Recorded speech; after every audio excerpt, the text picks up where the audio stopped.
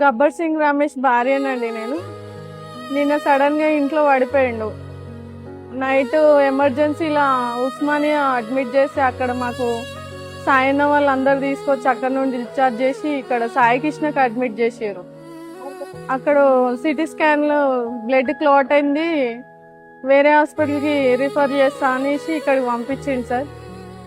అప్పటి నుండి ఇప్పటి వరకు అసలు రమేష్ మాట్లాడడం లేదు, చూడడం లేదు, అసలు స్పర్శనే లేదు బాడీకి. 48 అవర్స్ తర్వాత ఏమైనా ఇన్ఫర్మేషన్ ఇస్తామని డాక్టర్స్ చెప్తారు.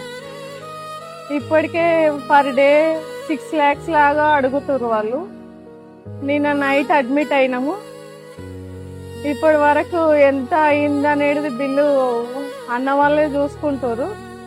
మాకు గవర్నమెంట్ అయినా పవన్ కళ్యాణ్ సార్ అయినా ఎలా ఇప్పటి వరకు స్పందించలేదు కూడా మా కోసము.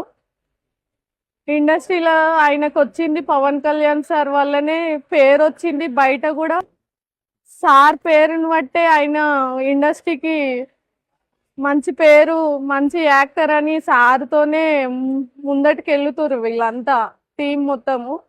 అందులో గబ్బర్ సింగ్ మూవీలో రమేష్ ఆర్ నారాయణ మూర్తి క్యారెక్టర్ చేసిండు కదా, ఆ క్యారెక్టర్కు రమేష్కు మంచి ఫ్రేమ్ కూడా వచ్చింది.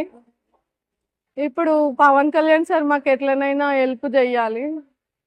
ఫైనాన్షియల్గా కూడా మేము అంత లేమండి.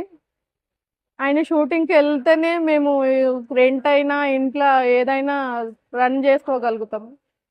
మాకు సార్ ఎట్లనైనా హెల్ప్ చేయాలి. రామ్ చరణ్ సార్ అయినా, చిరంజీవి సార్ అయినా, సార్ వాళ్ళ ఓప్ మీదనే ఇప్పుడు నేను బతుకుతున్నా సార్.